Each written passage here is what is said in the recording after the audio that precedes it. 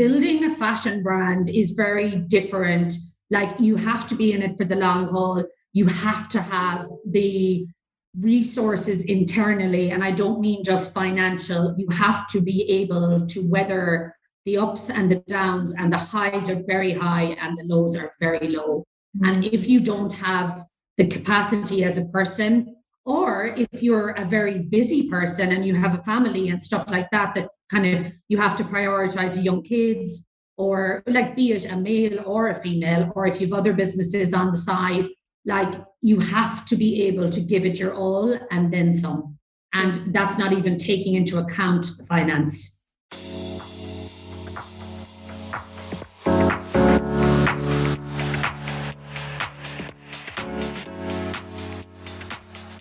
Hello and welcome back to the Kelly Lumber podcast. I'm your host, business mentor, personal brand and style expert who, you guessed it, is on a personal mission to inspire at least 5 people daily to take action, do something different and show up as the best person that they aspire to be. Are you one of my 5 a day? Has this podcast inspired you to do something? I'd really love to know. Please drop a review on Apple Podcasts, or let me know on Instagram, Kelly Lumberg Official. I'd love to know exactly what it is, because you could inspire someone else too. And thank you in advance for being one of my 5 a day. Today's guest is Mo, who's been a personal brand client of mine and is a successful business consultant, speaker, trainer, and mentor for the fashion, retail, lifestyle, culture, and art sector. With experience of helping more than 400 businesses, government entities, incubators, and design councils, with universities as well included in that portfolio of clients, over her 20-year career, she's just so passionate about helping people reach their potential as a creative, but also as a successful business owner. And you'll hear in this episode that she's so real, very friendly, and full of knowledge. Here is the full episode with Mo. Hi, Mo. Welcome to the show. It's great to have you in this capacity. We've spoken so many times from mentoring. I've been on your podcast, and I'm so happy to have you on mine. Thank you so much, Kelly. Lovely to be here. Looking forward to the chat. Yeah, and we've got lots of chatting to do. So we've known each other, what is it, 2 or 3 years now, I would say? I guess so, yeah. Our paths initially sort of crossed because of the sort of the fashion and the retail side and that aspect. And then laterally, we've been working together on your personal brand, which is looking amazing. Which I am very grateful for. You just launched your own personal branded website and it looks amazing. Yes, do you want to share it? Yes, so it's moramomorris.com. So it's MAIRE, Mo, M-O, Morris, MORRIS.com. Or you'll get it on moramorris.com as well. Yeah, so Mo is actually your nickname, and that's what most people know you as, but you do go under your full name. Nobody can pronounce my name here. It's Mayor or Moira or this or that. And I'm like, just call me Mo, because that's what everybody calls me anyway. Yeah, so you'll have to go and have a little check out of that. So why don't you give everyone a little bit of a backstory, that those that are listening, as to, you know, what kind of got you here, what got you to Dubai, and then we can kick off the show from there.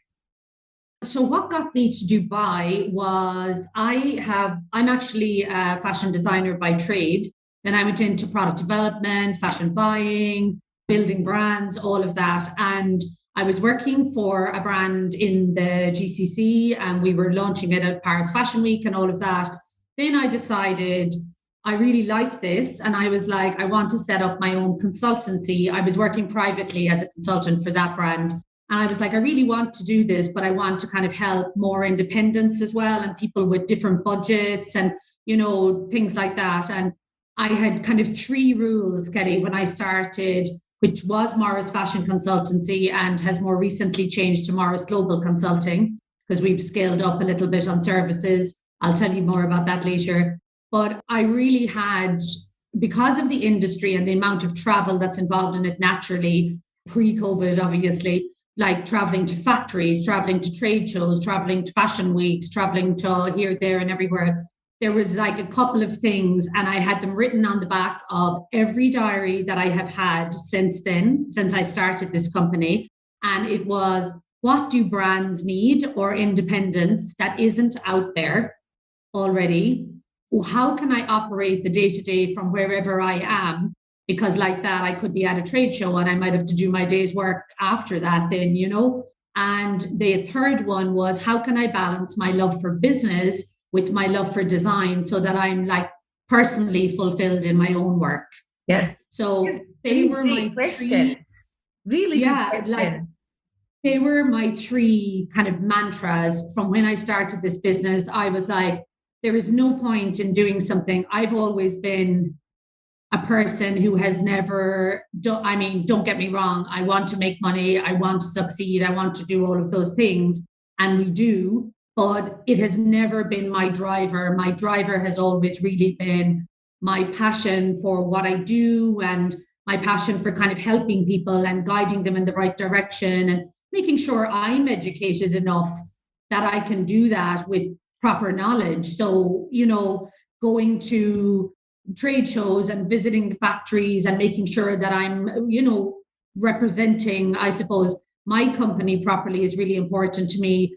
And now that goes through the team as well, so that I have very high standards of what I do and what I expect of others, and maybe too high sometimes. But I think that has kind of been a blessing, to me, because I'm not a perfectionist. You have to be agile in business and all of that. But for me, I kind of, yes, I started out as a creative, but I opened my first business when I was 20 in my hometown, and small town. I was making stuff for weddings, stuff for special occasions. And I was like, oh my God, I can't do this. And I didn't make any money. I was working 18 hours a day, made all the classic mistakes. And I basically started from nothing, from zero. I took out a €5,000 loan, like for travel or something like this. I love that. When I was 20, and I was just like, I can do this. And I did all the classic mistakes, but there was no help.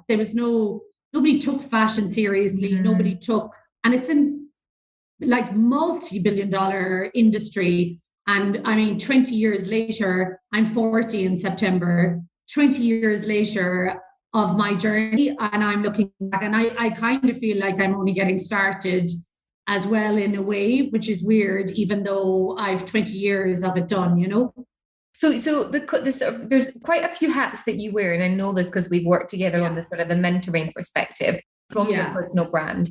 So a key aspect of your business is working with designers and elevating, their profile and helping them through that journey. Is that correct? Yeah. So really the consultancy started as somewhere where independent brands could get a 360 service. So what we ultimately did at MFC was we started with education and then consulting if they have the funds for it, and then they can kind of grow with us. So they learn how to set up a fashion brand. We help them with the sourcing, the global production, the design, the tech packing, all of that side of it. But we also do the business management, pitching for investors, their marketing strategies, their sales strategies, their websites, so we basically do all services for fashion, retail, culture, and the arts. So we now do a lot of immersive experience work, loads of sustainability work, even with banks, with city councils. Like, it's not all fashion and retail, because those elements have become lifestyle, right? Yeah. Because, consumer behavior has changed, and it's not just one thing or another. Like, hotels are bringing retail and fashion into them now. They're bringing wellness into them. Everything is related now. So we do an awful lot of that type of work, and I do a lot of speaking and moderating on those type of topics. The business of fashion is really where our USP is. So because creative people, they're always thinking of the product, how can I make this better? And then suddenly they have this wonderful product and know where to sell it, or don't know how to sell it properly, or relying solely on Instagram or whatever the case may be. So we help them with a 360. The only service, I always say, the only thing we don't do is PR, because that is its own machine. And there are amazing PR agencies, but we have lovely partnerships with plenty of them. So the idea really was, I was like, okay, I was that soldier. I was that person 20 years ago that wanted help, that couldn't get help, didn't have the budget for it. Everybody was like, you're crazy. Why can't you do this? Why can't you do that? Whatever. Like, I worked my way up from working in my own business to having businesses on the side, to having all sorts of things whilst working in retail, whilst working in wholesale, whilst working in buying. And I did loads of courses on innovation and entrepreneurship and all of that along the way as well. And for me, I think what my first business really taught me was, one, obviously the harsh realities of running a business, but two, that I actually loved the business aspect as much as the creative. So when I started the consultancy, I was like, I want to be fulfilled in my work whilst helping others. And I felt that what was missing in the market was somewhere somebody could go and didn't have to pay 5 retainers, one to a branding agency, one to marketing, one to somebody to help with sourcing and design, and they all fighting over the brand positioning or whatever it is.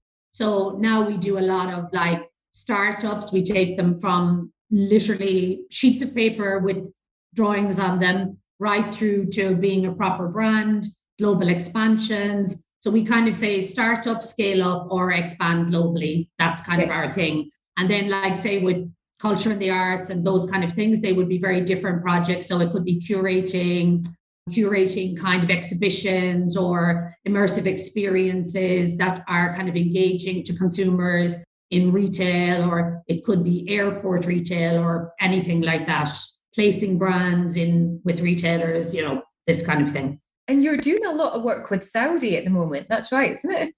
Yeah, so we work with Europe and the GCC basically. So we do UAE, Saudi, Qatar, Bahrain, obviously Ireland, UK, Switzerland, then Italy, France, everywhere really. But for me, it's kind of really important. Like, we're still a small, I don't even think we'd be a medium-sized company now. I don't know what it would be, but we have definitely grown over the past couple of years. Obviously, the 2 years during COVID was extremely difficult, but I have managed to keep the show on the road somehow. And we are really busy again now, which is like just amazing. And I'm really thankful for it, because obviously this is a very fickle industry. It's one of the first things that people cut.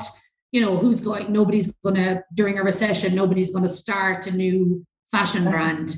You know what I mean? They'll start something maybe practical, like business-wise, but they're not inclined to go towards that kind of sector. So, there was like tough times as well, and not just COVID, plenty of times since the start of the business as well. But I don't know, I mean, I think if you love what you do, there's just something in you that just is like, no way, some days you have bad days, some days you have good days, some days you want to give up, but there's just something in you that is like, no, I can do more and I want to do more, I was just sort of smiling at that. No one starts a label during COVID, unless you're the giving movement. They lost pretty much during COVID, didn't they? Yeah, well, it depends on your backers, etc., and all of the rest. But in fairness to them, they did fantastic, and plenty of brands did start during that time. But trying to get into the market then you have to be very realistic about what you're doing. The giving movement were very clever, because it was literally people wanted to support independent brands. They wanted, and they did, sportswear, loungewear. Everybody was at home chilling out in their gear. All they could do was go for a walk. So they were very smart with how they did it, and obviously they had the sustainability angle, which everybody was supporting as well. So and to be fair, there were plenty of brands that started during that time, but it wasn't an easy, like, everyone needed help, but they didn't have the money coming in to get that help, if that makes sense. Existing brands and stuff like that.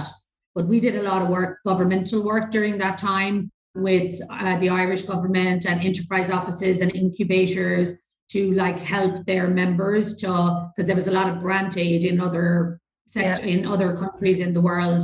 And that really did help, I think, brands, fashion, retail. Like, we did so many things, even workshops on how to run a business during a recession, like so much education kind of stuff, which is really important to me as well. My dad was also a teacher, so I think that might have come from there.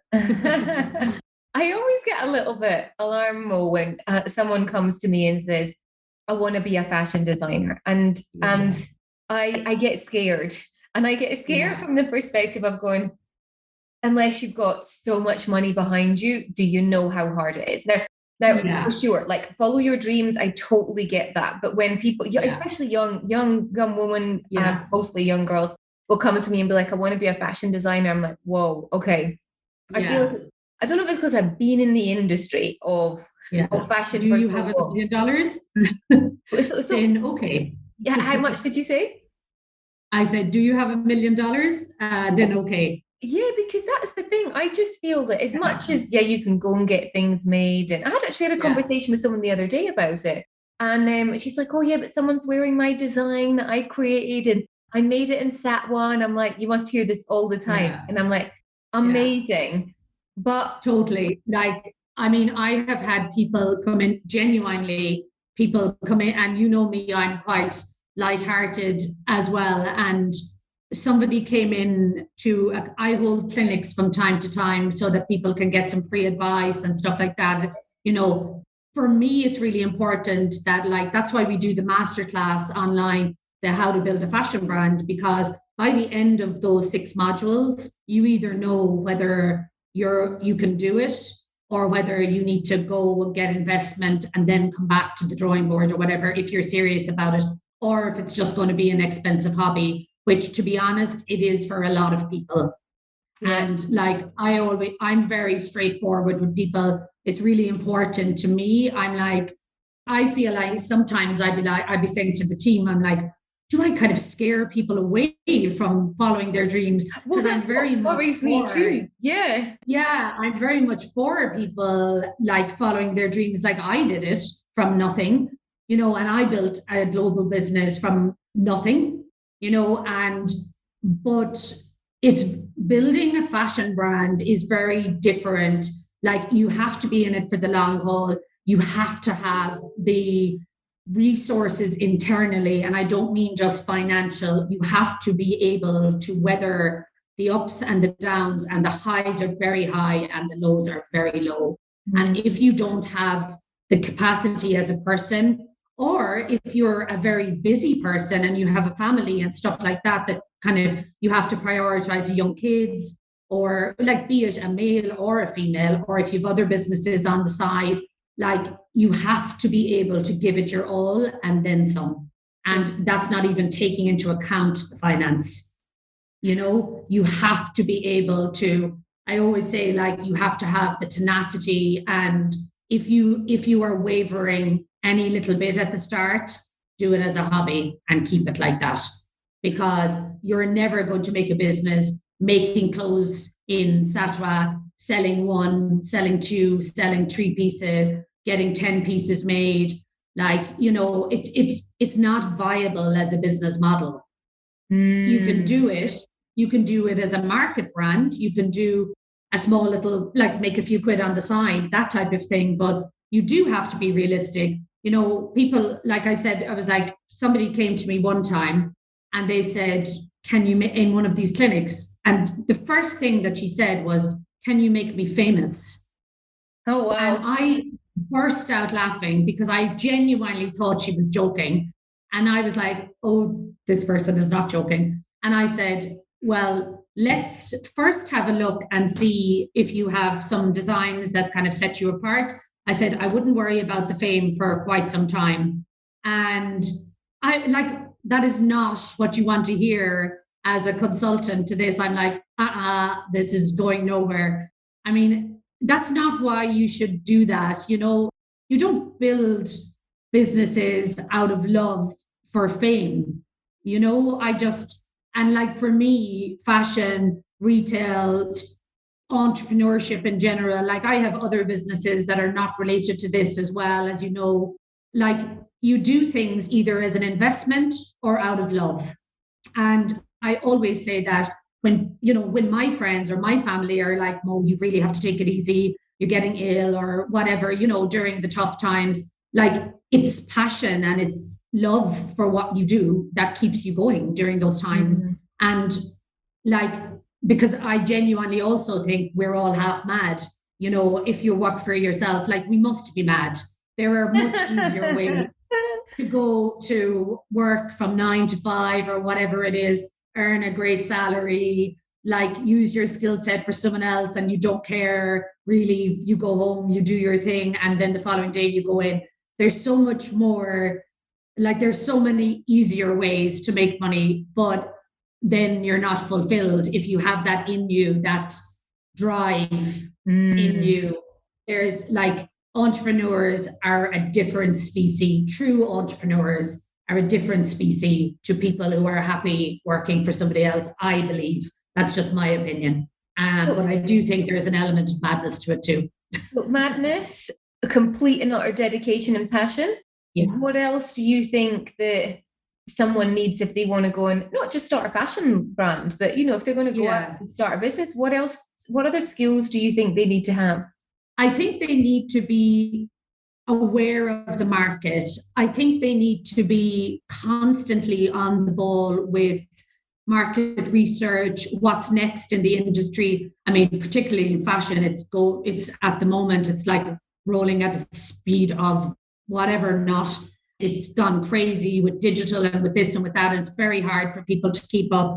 But you have to do what's right for you. If it's another business, it's the same principle. Business is business. You have to make money and make margin in order to grow and scale that business. Yeah. It's the same if it's a food business, if it's a salon, if it's a fashion business, if it's a restaurant, whatever it is, you have your margins, and that's what grows your business. If you're not making a profit margin, you have no business model that's scalable. Oh, yeah. So maybe some businesses can only grow to a certain scale, and maybe that's okay. Like, no, not everybody has to be a global brand or a big brand or a big business. Some people are very content with having a smaller business and just a regular income. Nothing wrong with that at all. But if you do want to go the full hog, you have to be pricing your products properly. You have to have your wholesale margins, your retail margins, because that's what builds your business. And that's what built my business. And maybe that's why I have been 20 years doing it, because I didn't start out. I've taken no investment over the years. I've been offered investment and I have turned it down, even though I actually did need it at the time, but I didn't feel like they were maybe the right type of partner for my kind of business, because they didn't understand they don't understand the industry. They don't understand how, what my goals are for this business. So, and yes, it would have been easy, and it was easy investment that I could have taken and sizable, but you just have to make a smart decision about it. So when I see also people kind of saying, oh, I want to pitch for investment, I'm like, well, have you put anything in it yourself? Like, have you put your own money into it? Because that goes a long way to showing people that you're very dedicated to what you're doing. Like, I'm not saying you need to remortgage your family home, but like take a bet on yourself, right? Yeah. Yeah. If you truly believe in it, you shouldn't really expect somebody else to fund it until it's at a certain stage where you're like, okay, this is a viable business model and I'm ready to go to the next stage. And now I need some help, and that's okay. Like, everybody is different, I think, on this, but that's my opinion, my personal opinion on it.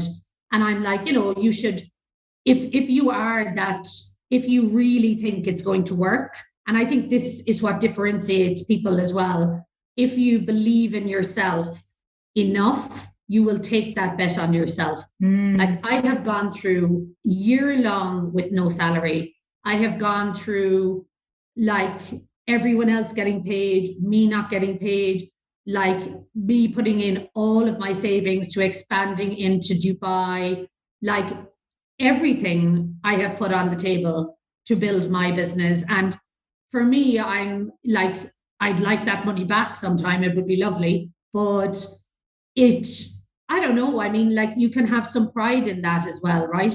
And then if the right investor does come along, they see that you have sacrificed, I guess, for this business so you believe in it. Because as much as investors are looking at business model, and they're looking at returns, and they're also looking at the person who is running that business. And if you cannot, like, if something happens what happens to the business? That's another side of it then. If you are your business, what happens to the business then if you get sick or you have to take a couple of months out or whatever the case is? I really wanted to touch back on that point that you mentioned earlier for those that are listening about margins. So I understand it might vary from business to business, but if someone's starting out or maybe they're already in business, what kind of margins should they be looking at as a ballpark? Is that something that you can answer roughly? No, it kind of depends on the product and also, funnily enough, the region. Like here in the GCC, let's say it's a fashion product or a lifestyle product or something like that. You really should be, let's say you make your product for 50 dirham or 50 euro or whatever it is. If you have a 200% margin on that, which is multiplied by 2, that should be your wholesale margin. Otherwise, you are closing doors to potential B2B business in the future. So I'm just going to go the European kind of way first, and then I'm going to work back from what it would be here. Okay. So approximately double your cost would be your wholesale margin. But if you are a B2B business, you need to be selling serious bulk, because that is your only margin. Because then, let's say your wholesale price is 100 dirham or euro, and then you multiply that by 280% or 2.8 or 2.5, sometimes depending on the VAT aspects of it. So that 50 dirham or 50 euro product is now selling at 280 dirham or 280 euro. And that might seem like a lot to people who are like, oh my God, there's a serious margin in fashion or whatever. But the retailer gets the 280% margin if you're selling B2B. So if you're selling 10 pieces to a retailer, you can't even market your business for what you're making on that. Yeah. If you sell 1,000 pieces to them, you might have some chance. So you need to kind of look at your business structure as well. But from the very beginning, this is something I see literally every day. I'm like, price your product correctly from the start. Don't price it on the Satwa prices. Price it on proper cost prices. If you were making 100, 500, 1,000, depending on what type of thing, product it is. It could be a limited edition, could be leathers, it could be fashion product, it could be whatever. So you need to get like an estimate of correct prices from global factories, because it's expensive to make here, and you can't do that 200% and 280% without pricing yourself out of the market if you're getting 3 pieces made in Satwa. It's like me going in getting a dress or a suit made. That's what they're charging you. So you're not getting wholesale prices. So you have to get your cost price correctly first.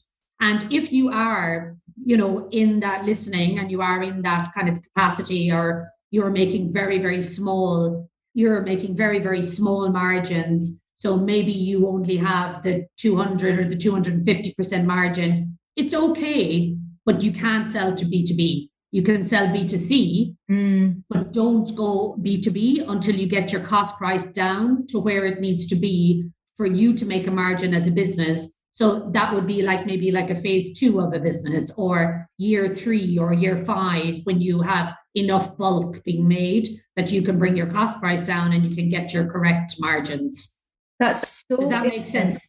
So interesting. Absolutely makes sense, and so valuable. Thank you so much for sharing that. Not at all. Like, I am, me, I'm as open as a book, but I just feel like a lot of the time as well, like a lot of entrepreneurs, especially creative entrepreneurs, arts, culture, like even painters, anything like that, they're like, oh, the finance, I don't, whatever. I was that person. Like when I was 20, when I had the business in Kerry, I had a plastic bag that I used to just throw the receipts into, and I would literally give the bookkeeper and accountant a plastic bag full of receipts. I was like, whatever.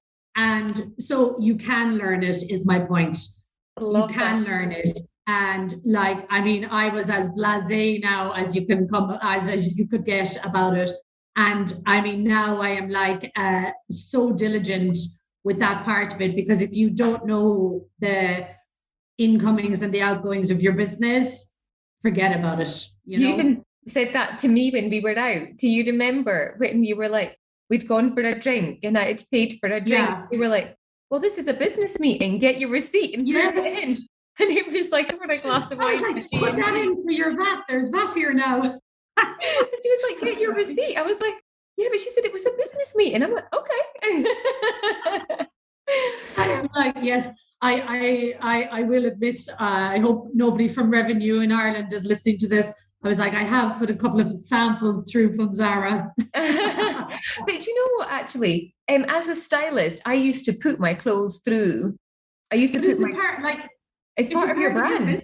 Yeah. So I was actually, and like, to be fair, we do have to buy samples sometimes, like for clients for different things, or to save them having to send it over from Ireland and UK or whatever. It's easier to just go and get, if they want a particular size range or whatever, and they're like, oh, I saw this piece and I liked the sizing of it. It's nothing to do with the design, but can you just check it out or whatever? So it's part of your business, and you're a stylist. If you were doing an event, you have to look the part. Yeah. So, this is how I qualified it anyway. Love it. To be fair, I don't take advantage, but yeah, but there are certain things. I just wanted to rewind for anyone that was living outside Dubai. How would you explain Satwa? Okay, good. I actually love Satwa. I love it because I feel that Dubai is so overpriced for everything, and I'm a bit spendy as a person, and I kind of like, when I go to Satwa, then I'm like, oh my God, this is great. You can get like so much value for stuff. Like if you're buying kids stuff or fabrics or, whatever, Satwa is kind of, how would I describe it? Satwa is kind of Aladdin's like cave. Yes, a little bit. It's kind of like an area of normally priced products plus tons of copied products, but at normal prices. Whereas the rest of Dubai, I feel Satwa is somewhere you go like to get your phone fixed, so you're not being paid. You don't have to pay 1,000 dirham to Apple. You're just like, no, I'll go down to Satwa. There's a lad there who does it for 150 dirham. Good. Mine needs fixed. I actually just asked my friend this morning, where should I go and get my iPhone fixed? I'll text you later. But yeah, so like I love it because it's like, it's such a diverse kind of, I met somebody from a salon, a girl from a salon there one day, and she was like, what are you doing in Satwa? I was like, had bags, my tailor is down there as well, even though I have now bought a sewing machine, so I will do some of it myself. But I used to go to Satwa to get, it's full of tailors, it's full of, fabric shops, it's full of like toy shops, it's full of like gold shops and stuff like that. Like, it's just, I like kind of real places. Like, I love old Dubai. Like, I know you have to be in the humor for it, but like, I genuinely believe in another life I was some kind of a sea merchant or a trade merchant, because any country that has souks, like Morocco is my favorite country in the world. And so many people I know absolutely are like, no, it's too busy, too grabby, too whatever. I am in my element. I'm like, bring it on. Love it. Like, I have fun. I have fun at those places, like bargaining and whatever. Now, granted, I wouldn't go there after a late night out because you do need to be in the humor. But yeah, that kind of vibe. But I love that. I'm down with my paintings. I love art. And I'm down getting everything framed there. Yeah, they've got framers and stuff. Yeah, plant shop. Yeah, there's everything. Yeah. Like, I just love an area like that where you're like, where can I buy inflatable pool for my niece, and at the same time get my things framed, and at the same time get my ring fixed and my phone fixed. And I'm like, I will go to Satwa on Saturday. Get your shoes cobble, go to the cobbler and all of that. Like, Love it. yeah, I like it. I like places that are real and human. So what's next for you and the business? And well, I say you and your personal brand, because I know that you've stepped that up and when that's an area that we're working on, and then maybe where you're going with this. Yeah. So I think it was like a correlation really of us rebranding Morris Fashion Consultancy to Morris Global Consulting, because we've scaled up the services, we've scaled up the partnerships, we've scaled up the team. And I feel like we've been around for long enough now that, not that it can kind of stand on its own, but it's not as reliant on me or my face, if that makes sense, where it was very much Mo's company, at the start. And I just felt there was stuff like I have other businesses, I have other interests, I have other people I like to support. I'm a big supporter of independent businesses of all types. And I like to be able to talk to that, but about that maybe on social media or whatever, but it's not relevant for Morris Global Consulting because we are retail, fashion, culture, and the arts. That's what we do, and education. So in those sectors. So I was kind of finding myself, and I was chatting with you, and I was like, I really feel like I want to do, I did some writing with Marie Claire Arabia about 2 years ago, and I just really enjoyed it. And I've always done moderating and some speaking stuff as a part of MFC, which it was at the time. But I was like, I'd love to separate that out a little bit so that, because like I was talking about back with the investor type of thing, what happens if something happened to me? What happens to Morris Global Consulting? Who can run that business? And I was like, it can't always be reliant on me if this business model is going to work. Yeah. Or what if I wanted to sell the business in 10 years' time and I wasn't part of that package? So I wanted to kind of separate things out a little bit. So then thankfully you came along and gave me a kick in the ass to get my personal branding in line. And I'm very I won't start something unless I'm doing this properly and I'm getting it done in the timeline and whatever. I won't start something if I don't have the time to do it. And like I was even saying to you, I was like, I gave you a date for the website of the 17th and I got sick then for a week. And I was like, God damn it, I'm back a week or whatever. But you were just laughing, obviously. But I was like, I'm kind of like that when I'm it's okay dedicated. Yes, exactly. Yeah, I can give myself a bit of a break, to be fair. My face was blown up. So, yeah. So, I wanted to kind of separate it, I suppose, Kelly. And I want to do more writing, more moderating, more panel discussions, more contributing kind of to different aspects of business. That sometimes are fashion, retail, culture, and the arts. Often, of course, they are. That's my area of expertise.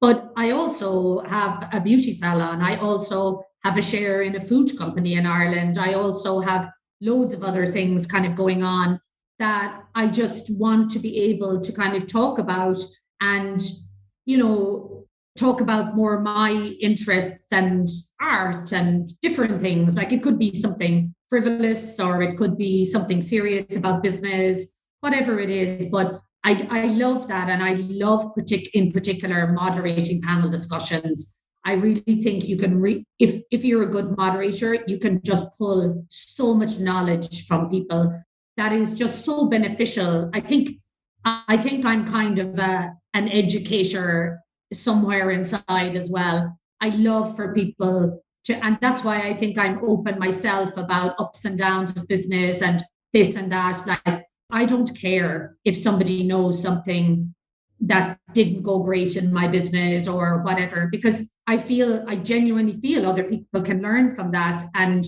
not make those mistakes. When you start your first business at 20, you make all the mistakes in the book. So true. So and 20 years later, I'm still making mistakes. But I think if you just own them, speak about them, I'm not really into this. And actually, I find Dubai really good and bad for this. I think there are certain entrepreneurs here that are really open about the realities of entrepreneurship, be it in whatever business. And there are another set that are like, everything's amazing. I'm like, everything cannot be amazing. Like we're in like whatever, it could be during COVID or whatever. Like, how can your business be amazing at the moment when every other business in the world is almost collapsing? Like, it's just not possible. And there is a balancing act, because you do have to kind of keep your clients and your audience motivated a bit as well. But I think if you're disingenuous about that, for me, it just doesn't feel right.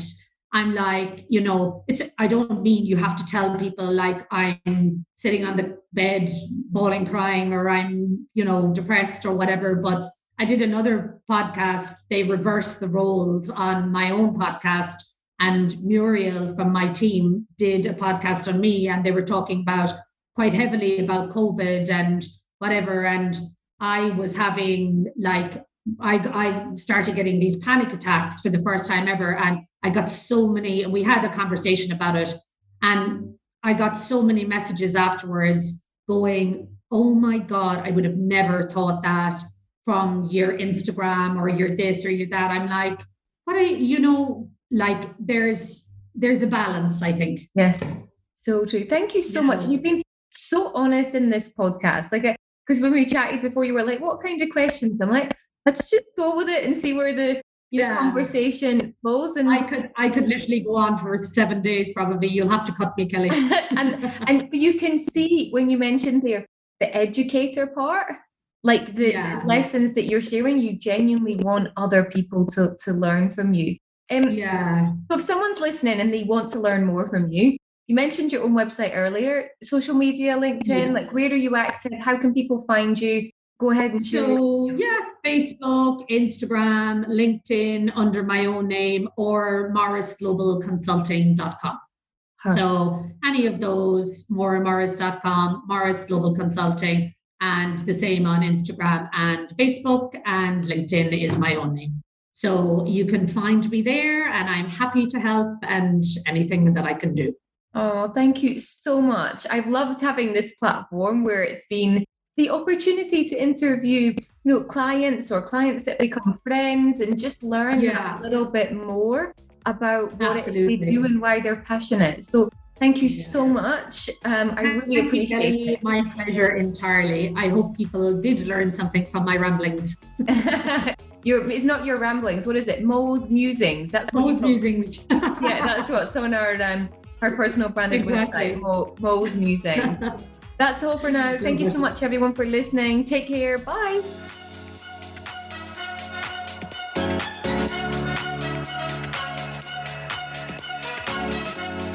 Did you enjoy this episode? If you did, then please leave a review on Apple Podcasts. This is how more people can hear about the amazing stories and guests that we have on here. Even better, you can also share this on social media, screenshot it and share it on your Instagram or on your Facebook or on your Twitter account. The more people that see these episodes, the more awareness it brings to small businesses and those that are trying to make an impact and difference. And if you want to know more about how you can develop your personal brand, then check out our new website, Brand New Creators, designed by our in-house team. And we are in the business of helping you to increase your online visibility, build industry authority, lead change, motivate, and profit. Who doesn't want that? I look forward to speaking to you soon. Until next time, bye.